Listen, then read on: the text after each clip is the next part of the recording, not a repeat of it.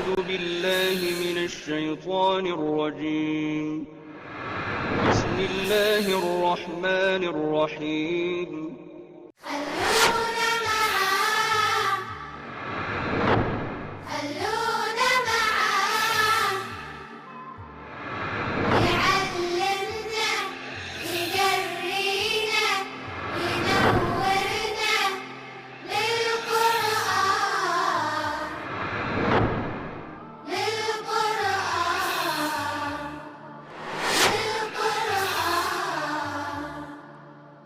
بسم اللہ الرحمن الرحیم سورۃ المجادلہ 28واں پارہ شروع ہو رہا ہے۔ قد سمع اللہ قول التی تجادلک فی زوجہا وتشتکی الی اللہ، اللہ نے سن لی بات اس عورت کی کہ جو آپ سے جھگڑ رہی تھی اپنے شوہر کے بارے میں، وتشتکی الی اللہ، اور اللہ سے شکایت کر رہی تھی۔ واللہ یسمع تحاورکما، اور اللہ تم دونوں کی گفتگو کو سن رہا تھا، رسول اللہ صلی اللہ علیہ وسلم اور اس عورت کی گفتگو کو۔ ان اللہ سمیع بصیر، بے شک اللہ تعالیٰ سننے والا دیکھنے والا ہے۔ الذین یظاہرون، وہ لوگ کہ جو ظہار کرتے ہیں، منکم تم میں سے، من نسائہم اپنی عورتوں سے، ما ہن امہاتہم، ان امہاتہم وہ ان کی مائیں نہیں ہیں، ان امہاتہم الا اللہ ولدنہم، ان کی مائیں تو صرف وہی ہیں جنہوں نے انہیں جنا ہے۔ وَإِنَّهُمْ لَيَقُولُونَ مُنْكَرًا مِنَ الْقَوْلِ وَزُورًا، اور وہ یقیناً اپنے منہ سے کوئی ایک ناپسندیدہ بات اور غلط بات کہتے ہیں۔ وَإِنَّ اللَّهَ لَعَفُوٌّ غَفُورٌ، اور بے شک اللہ تعالیٰ درگزر کرنے والا، معاف فرمانے والا ہے۔ زہار کہتے ہیں پیٹھ کو، زہار کہتے ہیں، یہ عربوں کے ہاں رواج تھا کہ بیوی سے ناراض ہوئے اور اسے کوئی ایسا جملہ کہا کہ جس سے وہ بیوی کے ساتھ والا تعلق جو ہے اس سے ختم ہونے کا اعلان کرتے۔ اس کی ایک صورت وہ یہ کہتے تھے کہ بیوی کے جسم کو یا اس کے کسی جسم کے حصے کو اپنی ماں یا جو بھی محرم رشتے ہیں ان کے جسم کے حصے سے تعبیر کر کے کہنا کہ تم میرے لیے ایسے ہی ہو جیسے میری ماں ہو، یا تمہاری پیٹھ میرے لیے ایسی ہے جیسے میری ماں کی پیٹھ، جیسے وہ میرے لیے حرام ہے تم بھی میرے لیے حرام۔ اور جو شخص ایسا کہہ دیتا تھا بس سمجھا جاتا تھا کہ اس نے اپنی بیوی کو اپنے اوپر ہمیشہ ہمیشہ کے لیے حرام کر دیا، کیونکہ اس نے ماں کہہ دیا، اب ماں کہہ دیا تو اب وہ اس کی بیوی نہیں رہی۔ اسی طرح حضور صلی اللہ علیہ وسلم کے ساتھیوں میں سے، صحابہ میں سے ایک صحابی نے اپنی بیوی سے یہ بات کہی، مسلمان کا نام تھا اوس بن صامت رضی اللہ تعالیٰ عنہ، اور ان کی بیوی تھی خولہ بنت ثعلبہ رضی اللہ تعالیٰ عنہ۔ وہ رسول اللہ صلی اللہ علیہ وسلم کے پاس آئیں، انہوں نے کہا کہ اس طرح میرے شوہر نے، اوس نے مجھے یہ کہہ دیا ہے۔ تو رسول اللہ صلی اللہ علیہ وسلم ہم آیا کہ بھئی مجھے کوئی واضح حکم تو میرے پاس آیا نہیں، باقی جو میں یہ سمجھ، میرا خیال یہی ہے کہ اب وہ تم اس پر حرام ہو گئی ہو۔ اب وہ آ کر حضور صلی اللہ علیہ وسلم سے یعنی بحث کی اس نے کہ اللہ کے رسول، اس میں میرا کیا قصور ہے، میرے بچوں کا کیا قصور ہے، وہ کیوں خراب ہوں؟ آپ نے فرمایا کہ بھئی میں تو کچھ نہیں کر سکتا، ہاں اللہ تعالیٰ کوئی حکم نازل فرما دے تو موسٹ ویلکم۔ اس پر پھر یہ آیات جو ہے وہ نازل ہوئیں، اور اللہ تعالیٰ نے اب کہا کہ نہیں، تمہارے یہ کہنے سے وہ ماں تو نہیں بن جاتی، البتہ جو تم نے بات کہی ہے وہ انتہائی غلط ہے اور انتہائی ناپسندیدہ ہے اور جھوٹ ہے۔ اب اس جھوٹ کی اور اس ناپسندیدہ بات کی تمہیں سزا ملنی چاہیے، لیکن بہرحال وہ بیوی تمہاری ماں نہیں بن گئی۔ یہ وہ بات ہے جو یہاں پر کہی جا رہی ہے۔ والذین یظاہرون، اب وہ سزا کا اعلان ہو رہا ہے، کفارہ کیا ہے اس کا۔ والذین یظاہرون، وہ لوگ جو اپنی بیویوں کے ساتھ ظہار کرتے ہیں، ثم یعودون، اور پھر اس سے رجوع کرتے ہیں، لما قالوا، اپنے کہنے پر، اپنی کہی ہوئی بات کو واپس لیتے ہیں، فتحریر رقبۃ، تو ان کے ذمے ایک غلام کو آزاد کرنا ہے، من قبل ان یتماسا، اس سے پہلے کہ وہ اپنی بیویوں کو مس کریں۔ اور اس میں احناف کا موقف یہی ہے کہ نہ صرف یہ کہ یہاں پر سیکس مراد ہے، یعنی جو بھی اس کے جو مقدمات ہیں وہ سارے بھی اس وقت تک حرام ہے جب تک وہ کسی غلام کو یا لونڈی کو آزاد نہ کرے۔ ذالکم توعظون بہ، اور اس بات کی تمہیں وصیت کی جاتی ہے، تمہیں واعظ کیا جاتا ہے، نصیحت کی جاتی ہے، واللہ بما تعملون خبیر، اور جو کچھ بھی تم کرتے ہو اللہ تعالیٰ اس سے خبردار ہے۔ فمن لم یجد، اور جو غلام آزاد نہ کر سکتا ہو، فصیام شہرین متتابعین من قبل ان یتماسا، تو پھر وہ مسلسل 2 مہینوں کے روزے رکھے بیوی کو ہاتھ لگانے سے پہلے۔ اب مسلسل 2 مہینے کے روزے کا مطلب کیا ہوا؟ 60 روزے، اور اگر 58 کے بعد ایک ناغہ ہو گیا تو پھر نئے سرے سے شروع کر۔ فمن لم یستطع، اور جو یہ بھی نہ کر سکتا ہو، فإطعام 60 مسکینا، تو پھر 60 مسکینوں کو کھانا کھلا دے۔ ذالک لتؤمنوا باللہ ورسولہ، یہ اس لیے کہ تم ایمان رکھو اللہ اور اس کے رسول پر، یعنی ان کے مطیع و فرمانبردار بن جاؤ۔ وتلک حدود اللہ، اور یہ اللہ کی حدیں ہیں۔ وللکافرین عذاب علیم، اور کافروں کے لیے ایک دردناک عذاب ہے۔ ان الذین یحادون اللہ ورسولہ، یہ بہت اہم مضمون ہے جس کے بعد آ رہا ہے۔ وہ لوگ جو اللہ اور اس کے رسول کی مخالفت کرتے ہیں، کبتوا کما کبت الذین من قبلہم، وہ ویسے ہی خوار ہوں گے جیسے ان سے پہلے خوار ہوئے۔ وقد انزلنا آیات بینات، اور ہم نے واضح آیات نازل کر دی ہیں۔ وللکافرین عذاب مہین، اور کافروں کے لیے ایک توہین آمیز، ذلت آمیز عذاب ہے۔ یوم یبعثہم اللہ، جس دن اللہ ان سب کو جمع کرے گا، فینبئہم بما عملوا، اور ان کو ان کے اعمال جتلائے گا جو انہوں نے کیے۔ احصاہ اللہ ونسوہ، اللہ تعالیٰ نے سب گن رکھے ہیں اگرچہ یہ بھول گئے ہیں اس کو۔ واللہ علی کل شیء شہید، اور اللہ تعالیٰ ہر جگہ موجود ہے، ہر چیز پر گواہ ہے۔ شاہدہ یشہدو کے لفظی معنی تو موجود ہونے کے ہیں، اسی سے پھر گواہی بنتی ہے۔ جو چشمدید گواہ ہوتا ہے وہی اصل گواہ ہوتا ہے، لیکن شہید کے یا شاہد کے لفظی معنی موجود ہونا، موجود۔ اللہ ہر جگہ موجود ہے، ہر چیز پر شاہد ہے۔ الم تری ان اللہ یعلم ما فی السماوات و ما فی الارض، کیا تم نے نہیں دیکھا کہ اللہ تعالیٰ تو جانتا ہے آسمانوں اور زمین کی ہر چیز کو۔ ما یکون من نجوی ثلاثۃ الا هو رابعہم، اور کسی جگہ پر 3 آدمی سرگوشی کرتے ہوئے نہیں ہوتے مگر اللہ ان میں چوتھا ہوتا ہے۔ ولا خمسۃ الا هو سادسہم، اور 5 نہیں ہوتے مگر اللہ ان میں چھٹا ہوتا ہے۔ ولا ادنی من ذلک ولا اکثر، اور نہ کم نہ زیادہ، الا هو معہم اینما کانوا، مگر یہ کہ وہ جہاں کہیں بھی ہو اللہ ان کے ساتھ ہوتا ہے۔ اللہ اللہ خیر سلام۔ ثم ینبئہم بما عملوا یوم القیامہ، اور پھر جو کچھ بھی وہ کرتے ہیں اللہ تعالیٰ قیامت کے دن ان کو جتلائے گا۔ نجوہ ویسے تو کہتے ہیں کسی بھی سرگوشی کو، لیکن ٹیکنیکلی جو اس مجموعی صورت میں بڑی خاص اہمیت کے ساتھ آئے گا وہ ہوگا رسول اللہ صلی اللہ علیہ وسلم کے خلاف سرگوشی کرنا۔ اور حضور صلی اللہ علیہ وسلم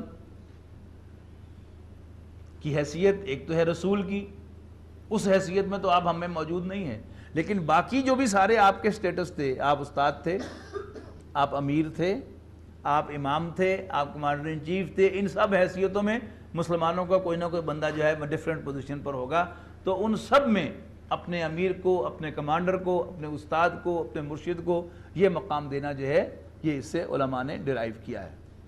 ان اللہ بکل شیء علیم، بے شک اللہ تعالیٰ ہر چیز کا جاننے والا ہے۔ الم تر الی الذین نہوا عن النجوی، کیا آپ نے ان لوگوں کو نہیں دیکھا جن کو منع کیا گیا تھا سرگوشیوں سے، نجوہ سے، یعنی حضور صلی اللہ علیہ وسلم کے خلاف سرگوشی کرنے سے۔ ثم یعودون لما نہوا، پھر وہ وہی کرتے ہیں، دہراتے ہیں جس سے انہیں منع کیا گیا تھا۔ ویتناجون بالاسم والعدوان ومعصیۃ الرسول، اور وہ سرگوشیاں کرتے ہیں گناہ کی پروموشن کے لیے، زیادتی کے پروموشن کے لیے، اور رسول اللہ صلی اللہ علیہ وسلم کی معصیت نافرمانی کی پروموشن کے لیے۔ اب ہمیں جو ہے یہ بات بڑی عجیب سی لگتی ہے کہ کسی مسلمان معاشرے کے اندر، مدینہ کے اندر حضور صلی اللہ علیہ وسلم کی معصیت کو پروموٹ کرنے کی بھی کوئی مشورے ہوتے تھے بالفعل۔ منافقین یہی کرتے تھے، انہی کا ذکر ہے یہاں پر۔ وَإِذَا جَاءُوكَ حَيَّوْكَ بِمَا لَمْ يُحَيِّكَ بِهِ اللَّهُ، اور جب آپ کے پاس آتے ہیں تو آپ کو ایسے طریقے سے گریٹ کرتے ہیں جیسے اللہ نے آپ کو گریٹ نہیں کیا، یعنی السلام علیکم، السلام علیکم کہنے کے بجائے السلام علیکم، تم پر موت آئے۔ وَيَقُولُونَ فِي أَنفُسِهِمْ، اور دل ہی دل میں کہتے ہیں لولا يعذبنا اللہ، بما نقول، ہمارے کہنے پر اللہ ہمیں سزا کیوں نہیں دیتا؟ اگر یہ سچے نبی ہوتے تو فوراً ہماری زبان نہ کٹ جاتی. مطلب خود ہی سمجھ جاؤ. معاذ اللہ. حسبہم جہنم، ان کا ٹھکانہ جہنم کی آگ ہے. یصلونہا، وہ اس میں داخل ہوں گے. فبئس المصیر، اور وہ بہت برا ٹھکانہ ہے. یا ایھا الذین آمنوا اذا تناجیتم، اے ایمان والو جب بھی تم کوئی سرگوشی کرو، فلا تتناجوا بالاسم والعدوان ومعصیۃ الرسول، ہرگز سرگوشی نہ کرنا گناہ، زیادتی اور اللہ کے رسول کی معصیت کو پروموٹ کرنے کے لیے. وتناجوا بالبر والتقوی، بلکہ سرگوشی کرنا نیکی اور پرہیزگاری کو پروموٹ کرنے کے لیے، خدا خوفی کو پروموٹ کرنے کے لیے.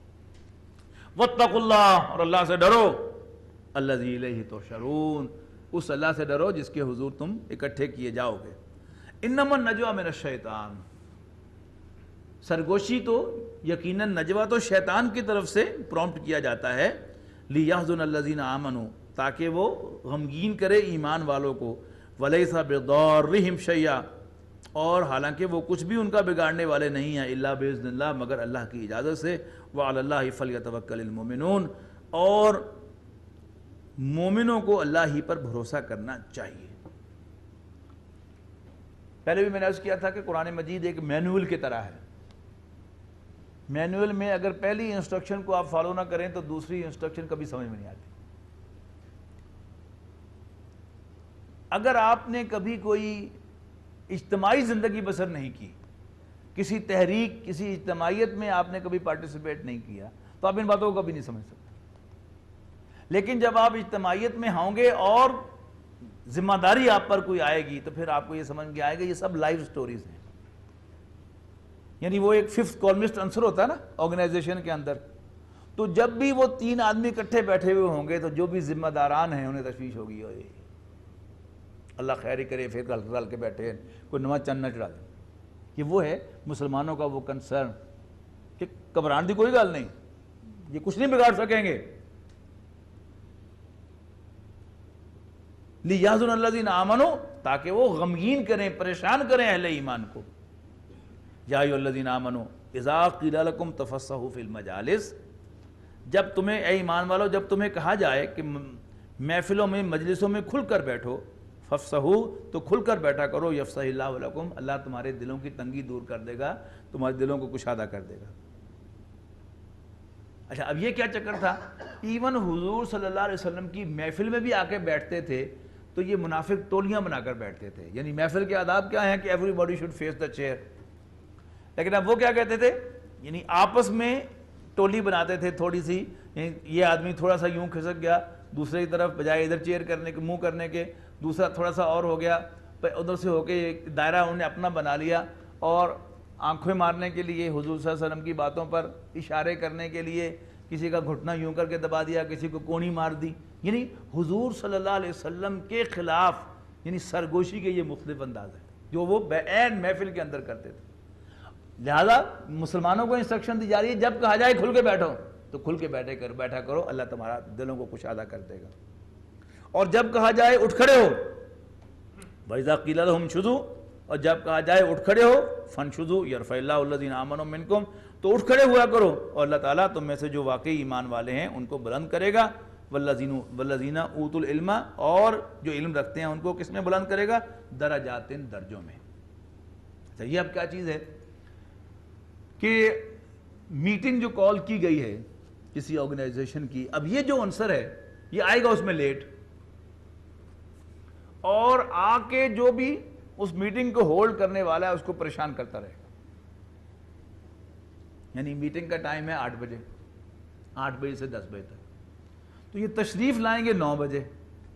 اب 9 بجے آ کر آتے ہی یعنی ایک ایشو ریز کریں گے کہ اسی کی انقلاب لے آنا جی، ساڈے ٹائم کی پابندی کوئی نہیں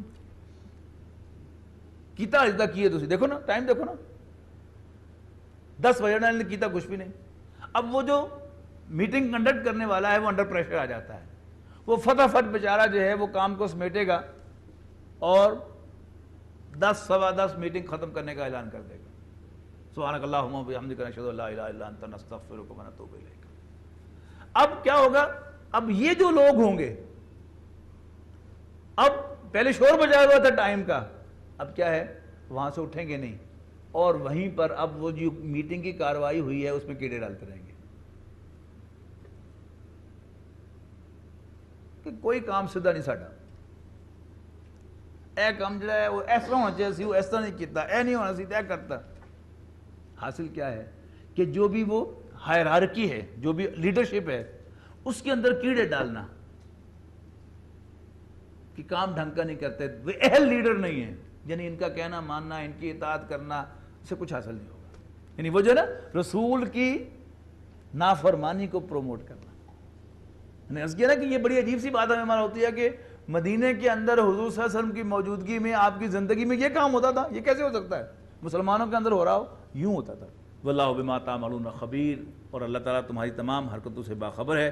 یا ایھا الذین آمنوا اذا ناجیتم الرسول فقدموا بین یدی نجواکم صدقہ۔ پھر ایک اور ڈرامہ وہ کیا کرتے تھے کہ حضور صلی اللہ علیہ وسلم سے پرائیویٹ بات روپ ڈالنے کے لیے باقی لوگوں پر کہ میں بڑا خاص آدمی ہوں،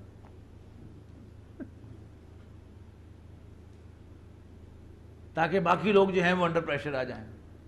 اس پر پابندی لگائی گئی کہ اچھا اب ان کو سب سے بڑی موت تو پڑتی تھی مال دینے پر، پابندی لگائی کہ اب جس نے بھی حضور صلی اللہ علیہ وسلم سے پرائیویٹ بات کرنی ہے وہ پہلے صدقہ دے۔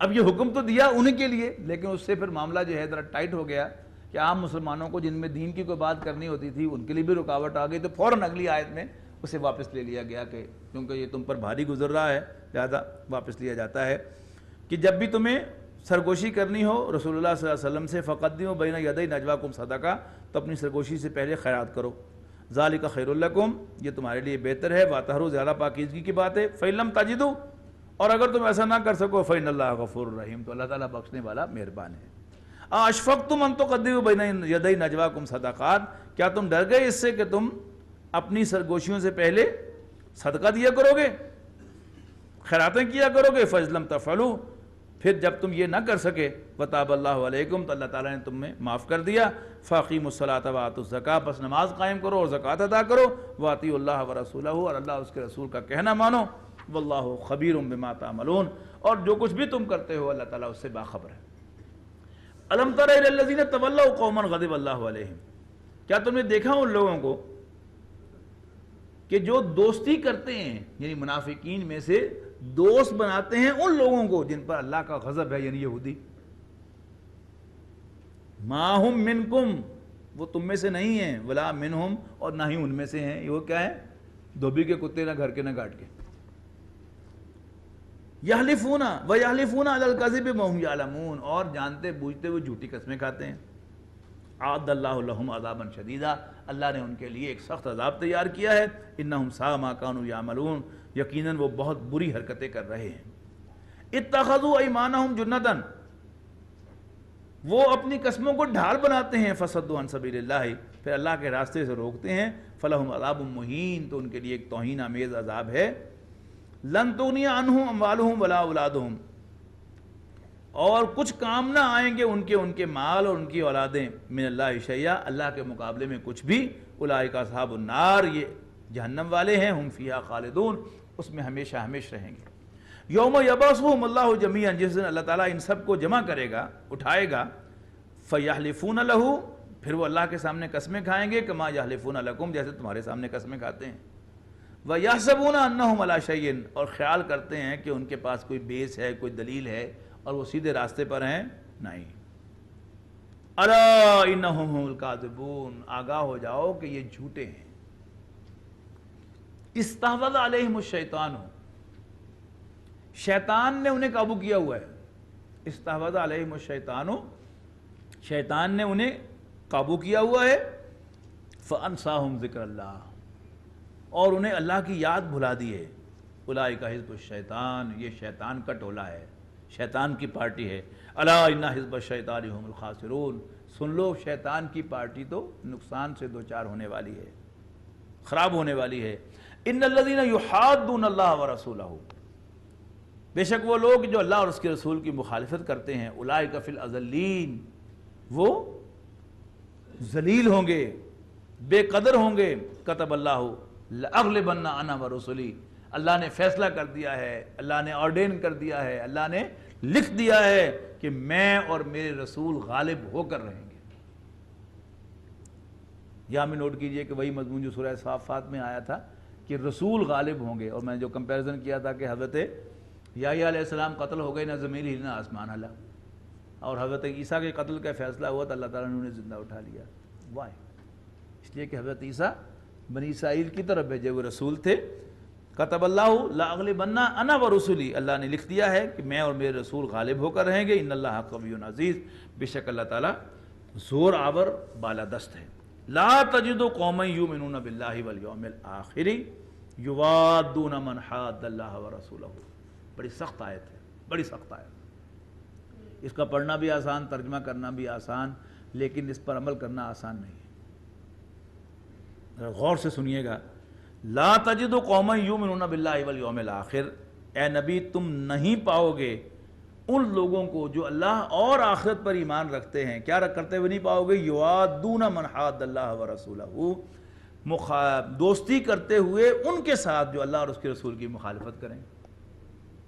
وَلَوْ كَانُوا آبَاءَهُمْ، خواہ ان کے اپنے باپ ہوں، او ابناءہم یا ان کے بیٹے ہوں، او اخوانہم یا ان کے بھائی ہوں، او عشیرتہم یا ان کے اپنے رشتہ دار ہوں۔ ہے کہ نہیں مشکل عمل کرنا؟ یعنی یہاں کافر نہیں کہا، جو بھی اللہ اور اس کے رسول کی مخالفت کرتے ہیں ان سے دوستی نہیں ہو سکتی، ان سے پیار نہیں ہو سکتا، انہیں بھی ہمیں دشمن ٹریٹ کرنا ہوگا۔ اولئک کتب فی قلوبہم الایمان، یہ وہ لوگ ہیں جو ان سے پیار نہیں کرتے، کہ جن کے دلوں میں اللہ تعالیٰ نے ایمان لکھ دیا ہے، گندہ کر دیا ہے۔ وَأَيَّدَهُم بِرُوحٍ مِّنْهُ، اور اپنے غیب کے خزانے سے انہیں مدد دی ہے۔ وَيُدْخِلُهُمْ جناتٍ، اور اللہ انہیں باغات میں داخل کرے گا، تجری من تحتہا الانہار، جن کے نیچے نہریں بہتی ہوں گی، خالدین فیہا، ہمیشہ ہمیشہ ان میں رہنے کے لیے۔ رضی اللہ عنہم ورضوا عنہ، اللہ ان سے راضی ہوگا، وہ اللہ سے راضی ہوں گے۔ اولئک حزب اللہ، یہ اللہ کی پارٹی ہے، یعنی وہ پہلے جن کا تھا وہ